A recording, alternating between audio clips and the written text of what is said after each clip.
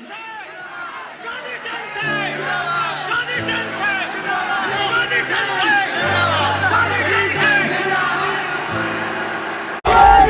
कोई वोट का मसला नहीं है, अभी कोई वोट का मसला नहीं है, लेकिन अपने भाई की, अपने खून की पुकार सुन लो और अपने संगठन को मजबूत करो।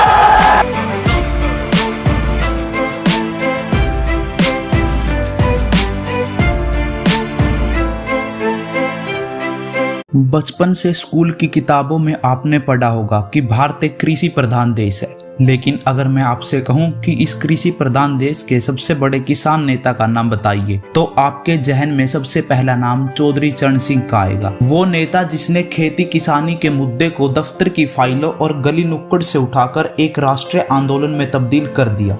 नेतागिरी की वह जमीन चौधरी चरण सिंह ने ही तैयार की थी, जिस पर खड़े होकर देश की राजनीतिक पार्टियों के तमाम नेता आज किसानों की बात करते हैं। चरण सिंह 23 दिसंबर 1902 को उत्तर प्रदेश के नूरपुर गांव में पैदा हुए। पिता खेती करते थे, लेकिन बेटा पढ़ाई में तेज था।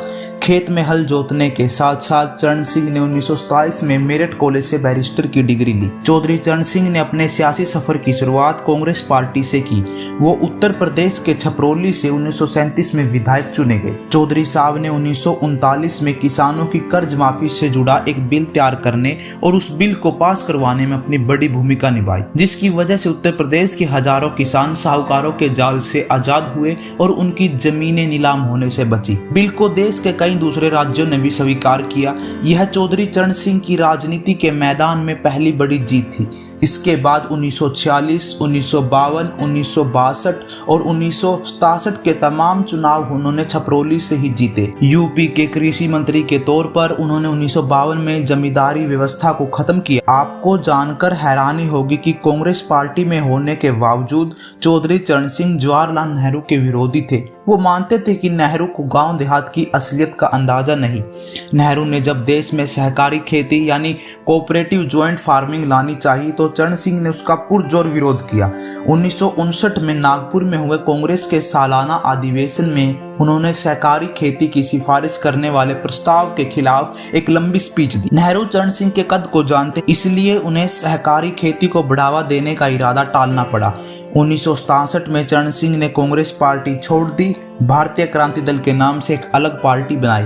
गांव में मजबूत पकड़, जमीनी मुद्दों के प्रति समर्पण और एक किसान नेता के नेतृत्व के चलते बीकेडी यूपी में एक मजबूत पार्टी बनकर उभरी। 1969 के यूपी चुनाव में भी बीकेडी का प्रदर्शन आजादी के बाद किसी भी गैर कांग्रेसी पार्टी का सबसे बढ़िया प्रदर्शन रहा, जिसके बाद चौधरी चरण सिंह 2 बार उत्तर प्रदेश के मुख्यमंत्री बने। 1974 के उत्तर प्रदेश चुनाव के बाद चौधरी चरण सिंह ने दिल्ली की राजनीति का रुख किया। वो जेपी आंदोलन का दौर था। जात पात तोड़ दो, तिलक दहेज छोड़ दो और संपूर्ण क्रांति के नारों की गूंज सड़कों पर सुनाई पड़ रही थी।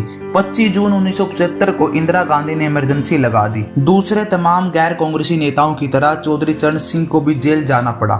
उस दौर में इंदिरा गांधी को हराने की बात नामुमकिन लगती थी, लेकिन 1970 का आम चुनाव जनता पार्टी ने बीकेडी के सिंबल यानी हल दर किसान पर लड़ा और सरकार बनाई। चरण सिंह जनता पार्टी की मोरारजी सरकार में वित्त मंत्री, गृह मंत्री, उप प्रधानमंत्री जैसे पदों पर रहे, लेकिन मोरारजी की सरकार जल्द ही बिखर गई। 28 जुलाई 1979 को चरण सिंह कांग्रेस पार्टी के समर्थन से प्रधानमंत्री बने, लेकिन महज 15 महीने और 16 दिन में उन्हें अपना पद छोड़ना पड़ा।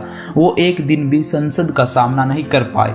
29 मई 1987 को देश के सबसे बड़े किसान नेता चौधरी चरण सिंह का निधन हो गया। देश की राजनीति में चौधरी चरण सिंह का योगदान भुलाना मुश्किल है। जब जब खेती के मुद्दे देश की राजनीति में जगह बनाएंगे और नेता किसानों की बात करने पर मजबूर होंगे, तब चौधरी साहब याद आएंगे।